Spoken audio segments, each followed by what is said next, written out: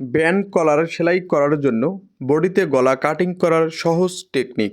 এর জন্য আমাদেরকে সামনের প্লেট তৈরি করে নেওয়ার পর কাঁধের জয়েন্ট দিয়ে নিতে হবে এবং প্লেটটা মাঝখানে এই নিয়মে ভেঙে নিতে হবে। সামনের পার্ট এবং পিছনের পার্ট এই নিয়মে বসিয়ে নেওয়ার পর কলারটা মাঝখানে ভেঙে নিতে হবে। এবার কলারের মাঝের সেন্টারটা আমাদের বডির আটকানো সাইডে এই নিয়মে বসিয়ে নেওয়ার পর কলারটা এই নিয়মে ঘুরিয়ে নিতে হবে। এই নিয়মে কলারটা বসিয়ে নেওয়ার পর কলারের কাজ ঘেঁষে মার্জিন দিয়ে নিতে হবে।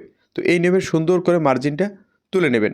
এবার আমাদের এই মার্জিন বরাবর সুন্দর করে কাটিং করে নিতে হবে। কলারের জন্য এই নিয়মে কলারটা বসিয়ে গলাটা কাটিং করবেন, তাহলে গলাটা একুরেট ভাবে কাটিং হবে। এবার বডির পার্টের উল্টা দিকটা উপরের দিকে রেখে কলারটা এই নিয়মে বসিয়ে নিতে হবে এবং কলারের এক সাইড থেকে অপর সাইড পর্যন্ত 2 সুতা পরিমাণ সেলাইয়ের কাপড় ধরে এক সমান করে সেলাইটা নিয়ে যেতে হবে এবং বডির কাপড় এবং কলারের কাপড় কোনোটাই টান রাখা যাবে না, দুটাই সমান করে ধরে শুধু সেলাই দিয়ে নিতে হবে। এই নিয়মে একটি সেলাই দিয়ে কলারটা আটকে নেওয়ার পর আমাদেরকে কলারটা উল্টিয়ে নিতে হবে।